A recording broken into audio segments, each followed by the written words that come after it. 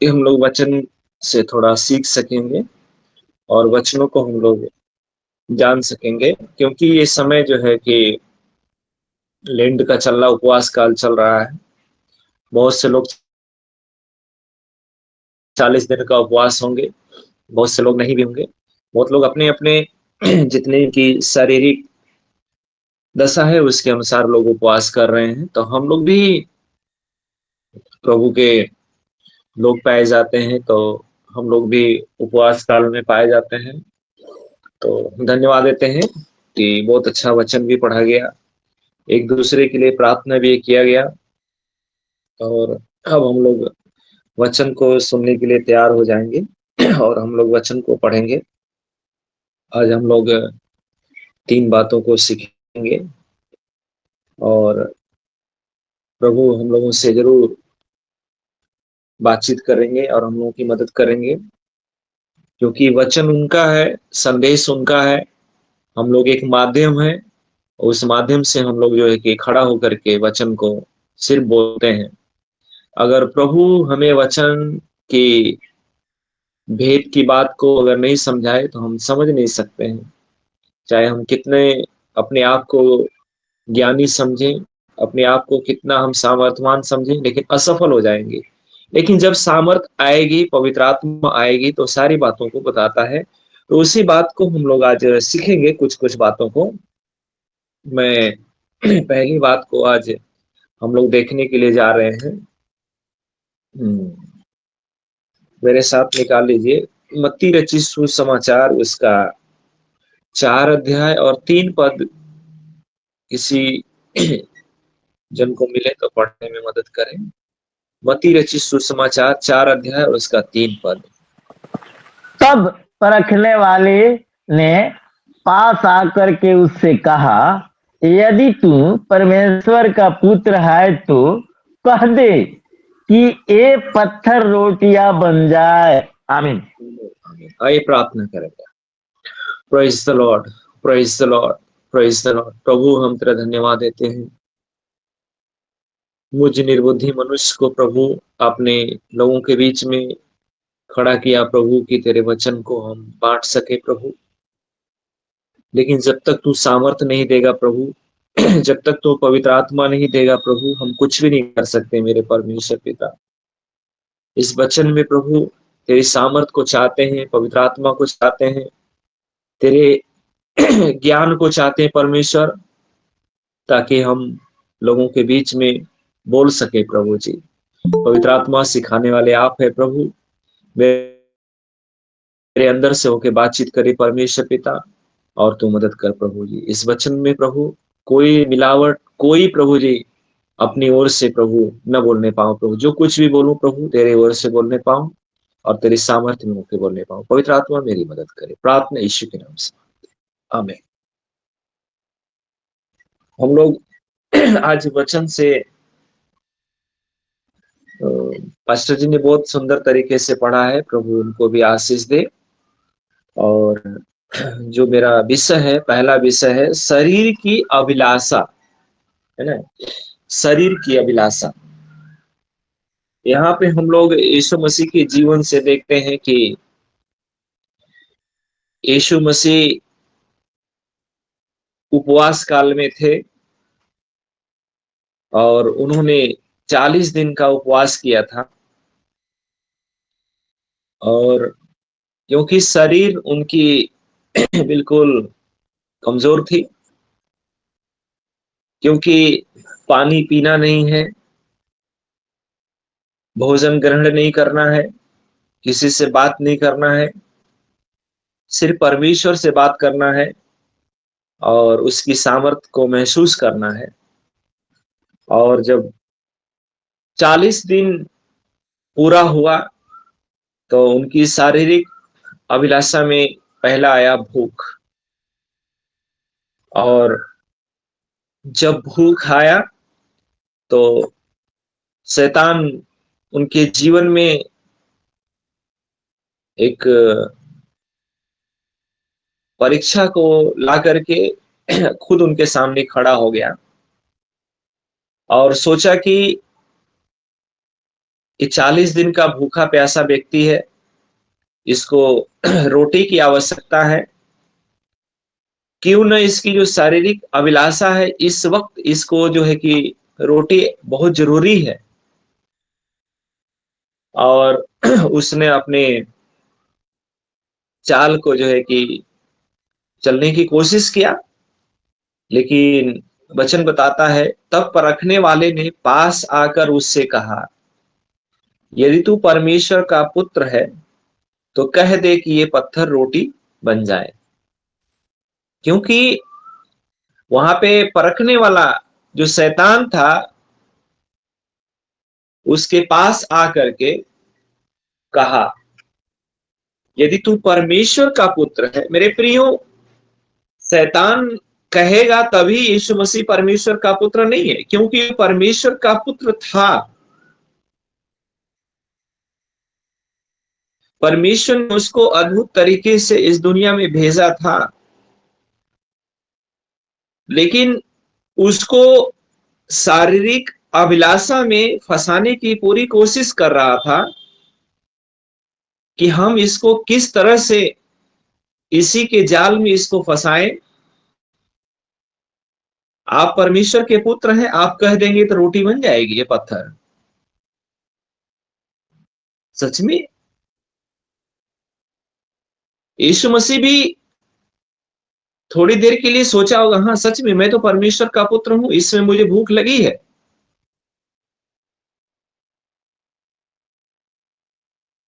मुझे भूख लगी है, मैं इस पत्थर से कह सकता हूं कि रोटी बन जाए। लेकिन ना, मेरे प्रियो, हम और आप उस स्थिति में होते तो हम अलग ही विचार करते, अलग ही भावनाएं होती, अलग ही इच्छाएं होती, क्योंकि उस समय शरीर को रोटी की आवश्यकता है। क्योंकि मनुष्य की सबसे बड़ी आवश्यकता है रोटी। जब मनुष्य को भूख लगती है, कितना हो बड़ी विपत्ति हो, कितना हो बड़ी समस्याएं हो, कितना हो बड़ी परेशानियां हो, उसको भूल जाता है वो। जब मनुष्य भूख से बेहाल होता है तो कुछ भी करने के लिए तैयार हो जाता है वो। लेकिन यहां पे यीशु मसीह शारीरिक अभिलाषा में उसको भूख थी, उसको रोटी चाहिए थी। क्योंकि वचन बताता है यूहन्ना के 6 अध्याय के 35 पद में बताता है,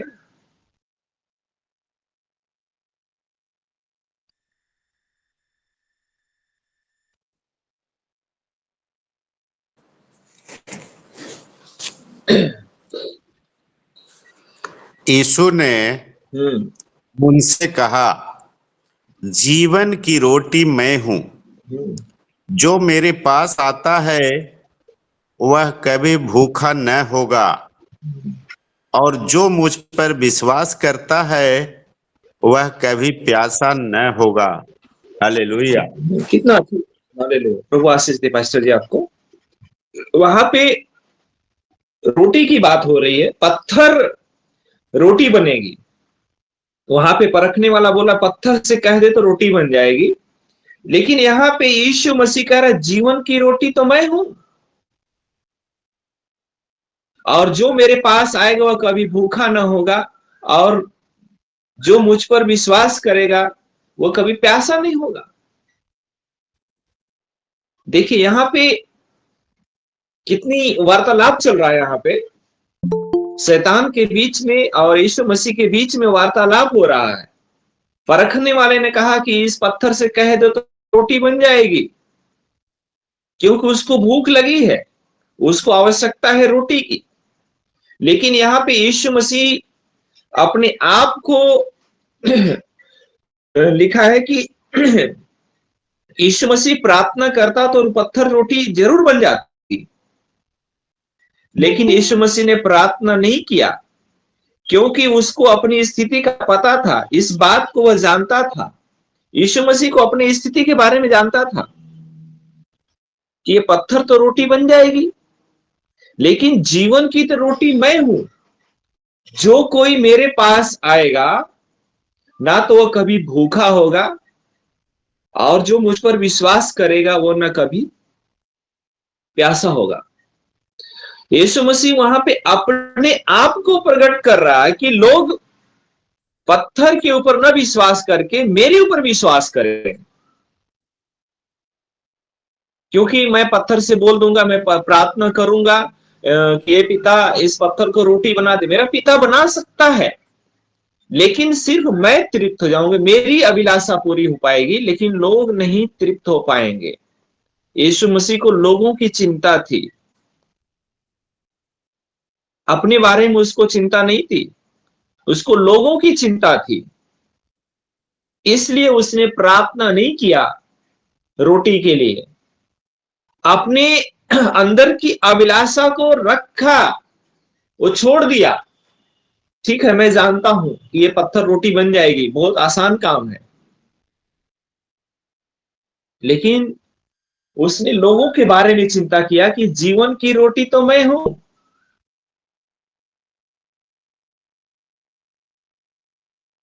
आजीवन का जल मैं हूं। जो मुझ पे विश्वास करेगा वो कभी प्यासा नहीं होगा।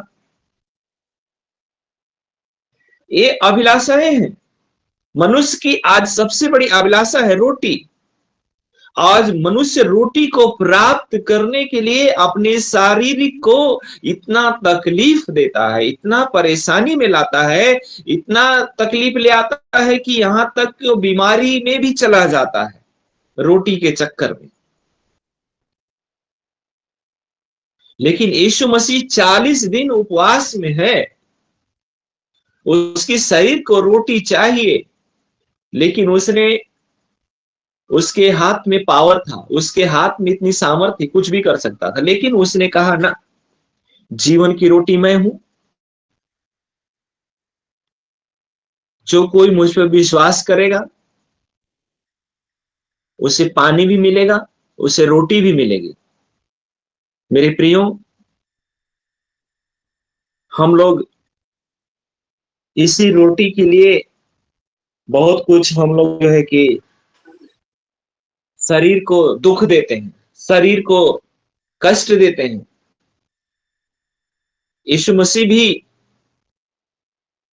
खा करके तृप्त हो जाता, लोगों की कोई चिंता नहीं, चलो मैं तो उपवास में हूं, मैं तो खा लिया, कोई बात नहीं। लेकिन उसको अपने शरीर की चिंता नहीं थी, उसको लोगों की चिंता थी। इसलिए उसने शरीर की अभिलाषा को पूरा नहीं किया।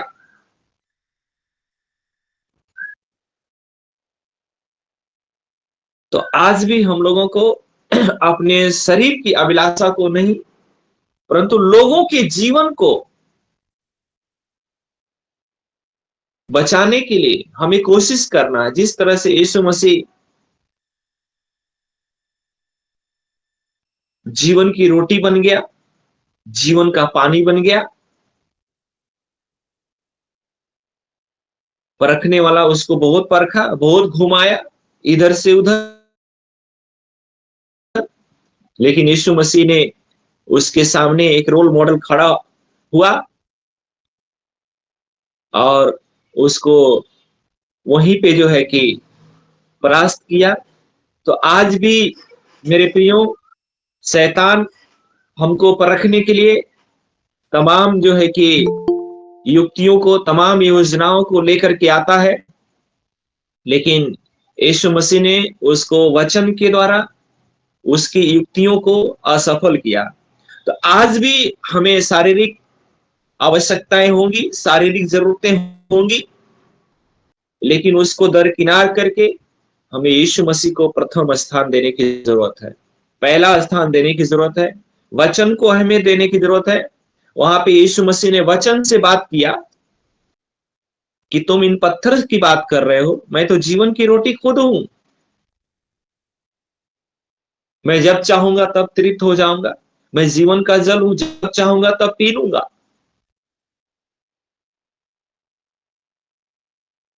फिर शैतान ने सोचा कि इस शरीर की अभिलाषा में तो सफल हो गया है, अब जो है कि मेरा काम जो है कि आसान नहीं होगा। तब उसने दूसरी परीक्षा में उसको फंसाने की कोशिश किया, और दूसरी बात को उसने क्या फंसाया, जीविका का घमंड।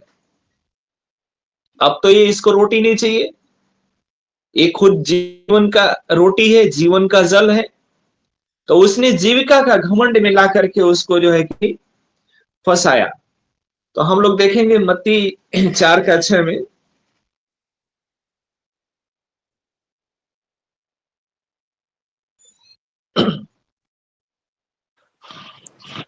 और और हाँ उससे पढ़िए। कहा, यदि तू परमेश्वर का पुत्र है तो अपने आप को नीचे गिरा दे, क्योंकि लिखा है, वह तेरे विषय में अपने स्वर्गदूत की आज्ञा देगा और वे तुझे हाथों हाथ उठा लेंगे, कहीं ऐसा न हो कि तेरे पाँव में पत्थर से ठेस लगे। आमीन। आमीन आमीन। थैंक यू पास्टर जी पढ़ने के लिए। यहाँ पे जब शरीर की अभिलाषा में उसने नहीं फंसा पाया, तो जीविका के घमंड में उसको फंसाने की कोशिश किया, और उसने उसको क्या कह रहा है, और उसने कहा यदि तू परमेश्वर का पुत्र है तो अपने आप को नीचे गिरा दे, क्योंकि लिखा है कि वह तेरे विषय में अपने स्वर्गदूतों को आज्ञा देगा और वो तुझे हाथों हाथ उठा लेंगे, कहीं ऐसा ना हो कि तेरे पांव में पत्थर से ठेस लगे। आज हम लोग परमेश्वर के, हम लोग भी पुत्र हैं, परमेश्वर के लोग हैं, परमेश्वर के चेले हैं। हम लोग भी बड़े आसानी से हम लोग भी घमंड कर लेते हैं कि हम लोग परमेश्वर के हैं, प्रभु हमारी मदद करेगा, प्रभु हमारी सहायता करेगा, हमको कुछ नहीं होगा। कभी कभी शैतान हम लोग को क्या बोलेगा, ए तू तो परमेश्वर का जन है, तुम परमेश्वर के लोग हैं, तुम बहुत प्रार्थना करते हो, तुम्हारी प्रार्थना से लोग चंगे होते हैं, तुम्हारी प्रार्थना से लोग जो है कि सामर्थ पाते हैं, और तुम बहुत कुछ कर सकते हो, हैं? तुम बहुत कुछ कर सकते हो, तुम फला को मार दोगे तो भी जिंदा भी हो जाएगा, क्योंकि लाजर को उसने जिलाया था, तो तुमको भी परमेश्वर ने ऐसी सामर्थ दिया है। तो कभी कभी हमें जो है कि घमंड लाता है।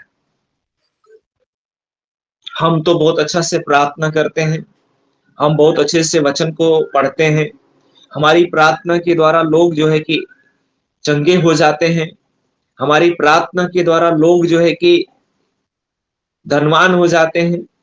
ये सारी जो है कि एक जीविका का घमंड है, और उसी घमंड को लेकर के आया कि तू परमेश्वर का पुत्र है, तू अपने आप को नीचे गिरा देगा तो स्वर्गदूत तुझको हाथों हाथ उठा लेंगे।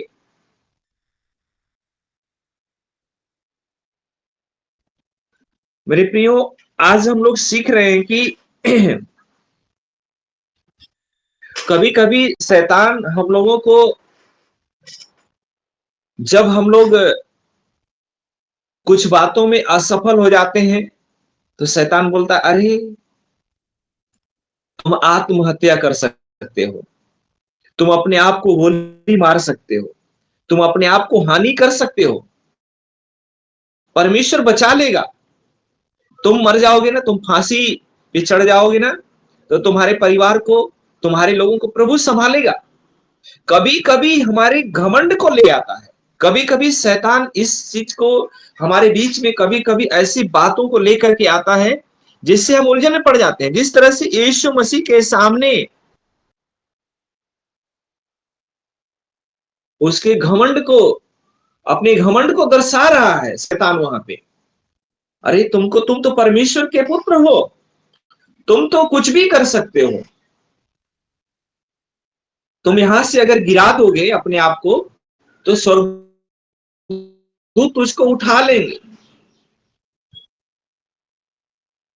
लेकिन यहाँ पे वचन में लिखा है कि हम लोग सीखते हैं कि लिखा यहाँ पर जीविका का घमंड भी दिखाई पड़ता है। शायद आप बहुत बड़े अफसर हैं, एक बार कह दें तो बहुत कुछ हो जाएगा, और शैतान आपके मन में इस लालच को बार बार डालेगा, लेकिन आप कहेंगे शैतान दूर हो जा, क्योंकि वहां पर मैं अपनी प्रतिष्ठा दिखाने के लिए नहीं।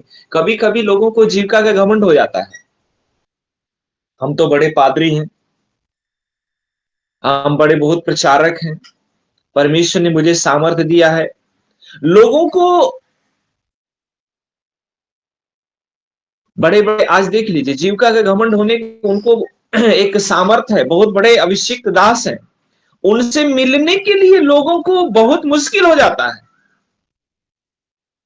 घमंड है, उनको मिलने के लिए, उनसे जो कोई अगर कोई अधिकारी हो जाता है, हमारे ही लोगों में से कोई बहुत बड़ा पास्टर हो गया, बहुत बड़ा प्रोफेट हो गया, उससे ही मिलने के लिए हम लोग को बड़ी मुश्किल होती है, बहुत कठिनाई होती है, क्योंकि उसके अंदर घमंड भरा हुआ है। वाह परमेश्वर, जैसा मैं चाहता हूं प्रभु मेरी प्रार्थनाओं को सुन करके वैसा काम करता है। लेकिन मेरे प्रियो, जिस दिन हम लोग शैतान की बातों में आ जाएंगे, उस दिन हमारे पैरों में पत्थर से ऐसा ठेस लगेगा कि ना तो स्वर्गदूत उठा सकते हैं, ना तो यीशु मसीह उठा सकता है। तो इसलिए हमें बड़े सावधानी के साथ शैतान के चाल को, शैतान के बात को हमें समझने की जरूरत है। यीशु मसीह भी चाहता, अरे मैं तो परमेश्वर का पुत्र हूं, क्या कहना, एक बार कूद करके देखता हूं, यहां से नीचे कूद करके देखता हूं, क्या सच में स्वर्गदूत मुझे उठा लेंगे। इस बात को सोच सकता था, अरे वाह मेरी प्रतिष्ठा हो रही है? मेरा बहुत प्रतिष्ठा कर रहा है, क्योंकि मैं सचमुच में ऐसा हूं क्या, ऐसा मैं कर सकता हूं क्या, वो सोच सकता था। लेकिन वो जानता था कि मैं परमेश्वर का पुत्र हूं, अगर मैं उल्लंघन करूंगा तो मुझको देख करके सारे लोग जो है कि उल्लंघन करेंगे, और उसका परिणाम ये होगा कि स्वर्गदूत नहीं उठाएगा, उनके पैरों में पत्थर से ठेस लगेगा, हानि होगी, फिर उनको कोई बचाने वाला नहीं मिलेगा। तो इसलिए मेरे प्रियो, जो भी परमेश्वर ने हमें कार्य दिया है, परमेश्वर का धन्यवाद देना चाहिए। चाहे हम सेवकाई में हो, चाहे हम जॉब में हो, चाहे बिजनेस में हो, किसी भी जगह में हो, परमेश्वर ने हमें एक उपहार स्वरूप दिया है, परमेश्वर का गिफ्ट है।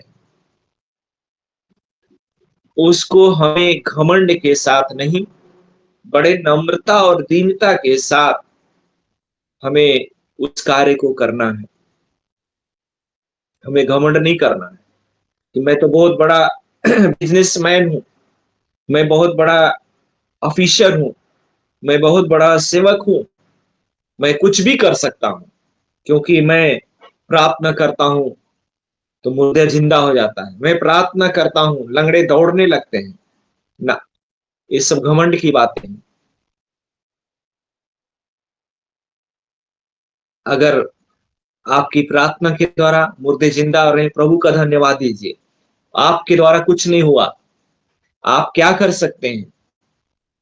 आपके अंदर से अगर यीशु हट जाए, आप जीरो हो जाएंगे। लेकिन हमारे अंदर यीशु है, इसलिए हम, यीशु मसीह हमको जीरो से उठा करके हीरो बनाता है, ताकि हम घमंड ना करें। जब शैतान जान लिया, अरे मैं तो इसको उस्काने की कोशिश कर रहा था कि आवेश में आकर के कूद जाएगा, आवेश में आकर के कूद जाएगा, लेकिन वहां पर भी वो असफल हो गया, वहां पे भी असफल हो गया। तो मेरे प्रियो, हमको भी आवेश में आकर के किसी के कहने के अनुसार हमें गलत कार्य को नहीं करना है, गलत डिसीजन नहीं लेना है, गलत निर्णय नहीं लेना है, नहीं तो हमारे पैरों में पत्थर से ठेस लगेगा, फिर कोई बचाने वाला नहीं मिलेगा। जब शैतान सोचा कि इसको जीविका का घमंड दे रहा हूं, तो भी ये जो है कि स्थिर बना हुआ है, मजबूत बना हुआ है, फिर वहां से उसको आगे बढ़ा। फिर उसने क्या किया, तीसरा घमंड उसको दिया, आंखों की अभिलाषा। अब उसको आंखों की अभिलाषा को दिखा रहा है।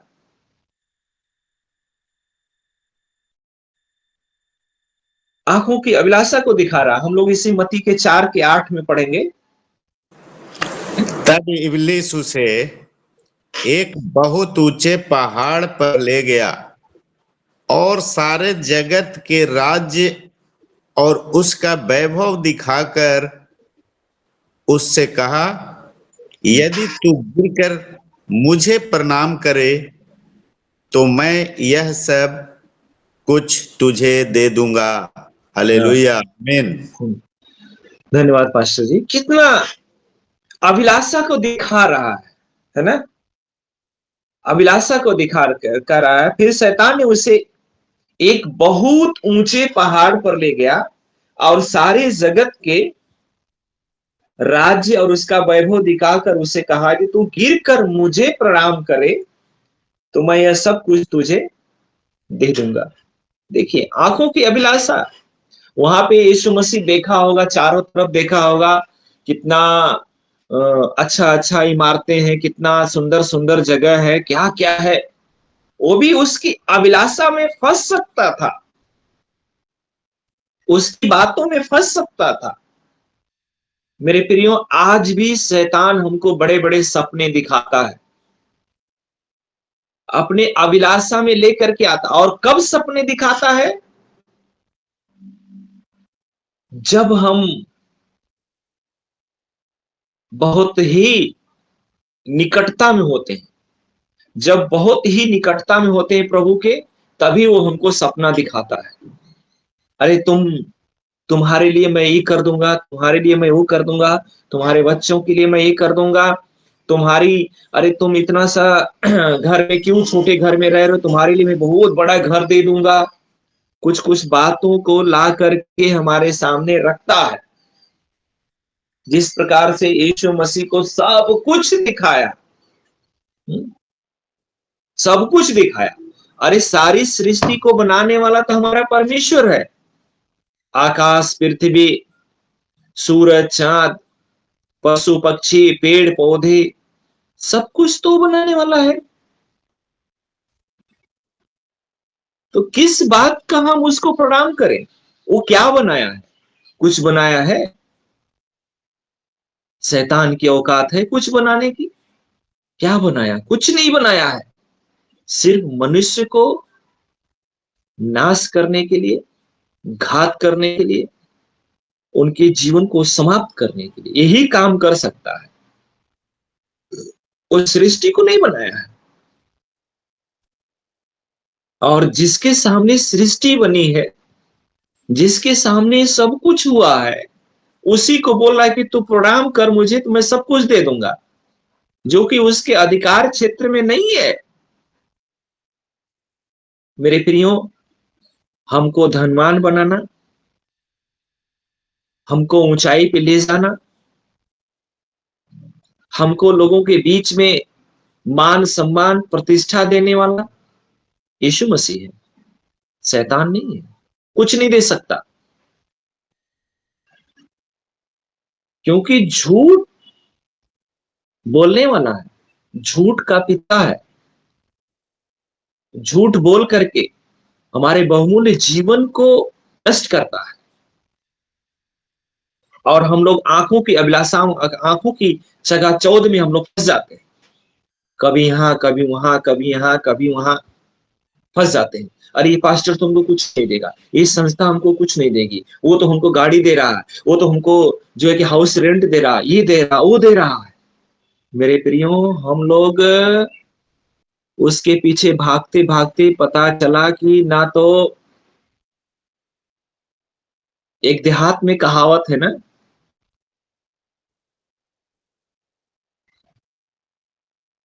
आधी पावे एक के धावे। पता चला आधियों चली गई। जो आपकी साइकिल की सवारी थी उससे आप गांव गांव जा करके लोगों को बहुत अच्छे से संदेश सुनाते थे, लोगों के बीच में जा करके आराधना प्रार्थना करते थे, आपका बहुत अच्छा से लोगों के बीच में संबंध अच्छा था, बहुत अच्छे से आपकी मिनिस्ट्री चल रही थी। लेकिन एक व्यक्ति आया, बोला अरे भाई तू कब तक साइकिल से घूमोगे, कब तक साइकिल से घूमोगे, आओ मेरे साथ, मैं तुमको मोटरसाइकिल दे रहा हूं। मेरे प्रियो, जब हम मोटरसाइकिल पा जाते हैं भूल जाते हैं। मोटरसाइकिल मिली, अब हमें पेट्रोल की चिंता है, पेट्रोल आएगा कहाँ। पेट्रोल के चक्कर में हम लोग क्या करते हैं, इधर से उधर भागते हैं। और जो मैंने साइकिल से शुरू किया था मिनिस्ट्री, उस मिनिस्ट्री को भी मैंने जो है कि खो दिया। इस तरह से शैतान हमको आंखों की अभिलाषाओं को दिखाता है। तो इस तरह शैतान के चाल को जिस तरह से यीशु मसीह ने खंडित किया, उसकी चाल को समझ करके नेस्तनाबूद किया, वैसे ही हमें भी उसकी चाल को समझने की जरूरत है। हमारा साइकिल की ही मिनिस्ट्री ठीक है, हम पैदल की ही मिनिस्ट्री ठीक है। हवाई जहाज का सपना मत देखिए। समय आएगा, प्रभु हमें साइकिल से बाइक देगा, बाइक से फोर व्हीलर देगा, फोर व्हीलर से बहुत कुछ देगा। जैसे जैसे हम प्रभु में बढ़ते जाएंगे, जैसे जैसे प्रभु हमको हमारी आवश्यकता होगी, वैसे वैसे हमको बढ़ाते जाएगा। मेरे प्रियो, आंखों की अभिलाषाओं को एकदम चकाचौंध कर देता है। एक दिन में बोलेगा कि हम तुझे धनवान बना देंगे, तुम मेरे साथ आओ, तुम मेरे साथ चलो, तुम्हारे बच्चों को मैं विदेश भेज दूंगा पढ़ने के लिए। मेरे प्रियो, विदेश के चक्कर में हम जो है कि प्राइमरी स्कूल में भी पढ़ने लायक नहीं रह जाते हैं। तो शैतान उसको कितना दिखा रहा है, उसको प्रणाम कर, प्रणाम करो। लेकिन यीशु मसीह ने उसकी सारी बातों को जो है कि खंडित किया और शैतान ने ऊंचाइयों पर ले जाकर उसे संसार के राज्य और वैभव सब दिखाया। मेरे मित्रों, सबसे पहले परीक्षा शरीर की अभिलाषा के रूप में थी, दूसरी जीविका का घमंड और तीसरी आंखों की अभिलाषा का वहां ले जाकर शैतान ने कहा कि तुम मुझे प्रणाम करे तो मैं सब कुछ तुझे दे दूंगा। यीशु मसीह ने क्या सोचा होगा, ये कैसा स्वभाव है, प्रणाम करूंगा तो पृथ्वी मुझे दे देगा, तो मैं पृथ्वी का क्या बन पाऊंगा, अधिकारी है। लोग सोचते मैं पृथ्वी का अधिकारी बन जाऊंगा, हम अधिकारी नहीं बन पाएंगे। यीशु मसीह बड़े ही धीरे धीरे उसको वचन के द्वारा बातचीत किया, स्लो, धीरे धीरे। पहले उसने शरीर की अभिलाषा लेके आया, उसने कहा जीवन की रोटी मैं हूं, जीवन का जल मैं हूं, वहां से उसको परास्त किया। फिर उसने जीविका का घमंड को दिखाया, पत्थरों से ठेस लगेगा, वहां पे भी उसने जो है कि उसको परास्त किया। अब उसने कहा, तीसरी बात को उसने जो है कि आंखों की अभिलाषा को दिखाया, संसार को दिखाया, सब कुछ दिखाया। दिखाने के बाद यीशु मसीह ने उसको जवाब दिया। और जवाब देने के बाद उसको परास्त किया। तो मेरे प्रियो, आज हम लोगों को वचन यही सिखाता है कि हम लोगों के भी जीवन में कभी कभी समस्याएं, परेशानियां आ जाती हैं। कुछ शरीर की अभिलाषाएं हो जाती हैं, कुछ जीविका का भी घमंड हो जाता है, और कुछ आंखों की अभिलाषाएं हो जाती हैं। दुनिया की चकाचौंध में हम लोग फंस जाते हैं, दुनिया की बातों में हम लोग लग जाते हैं। आज प्रभु का वचन यही सिखा रहा है कि हम लोगों को इन बातों से दूर रहना है। यीशु मसीह भी उसको प्रणाम कर सकता था, लेकिन उसको प्रणाम करने के बाद उसका क्या जो परिणाम होगा उसको जानता था, इसलिए उसने उसको जो है कि डांटा और उसको कहा कि हे शैतान, तुम मुझसे दूर हो जा। मेरे प्रियो, जब ऐसी स्थिति आती, ऐसी परिस्थिति आती है, तो हमें डांटने की जरूरत है। हे शैतान, तुम मुझसे दूर हो जा, है ना। और 10 पद में लिखा है, 10 पद में, मत्ती 4:10 में लिखा है,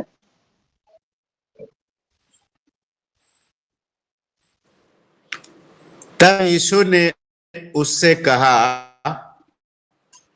हे शैतान, दूर हो जा, क्योंकि लिखा है, तू प्रभु अपने परमेश्वर को प्रणाम कर और केवल उसी की उपासना कर। आमीन। 11वीं पढ़ दीजिए बस।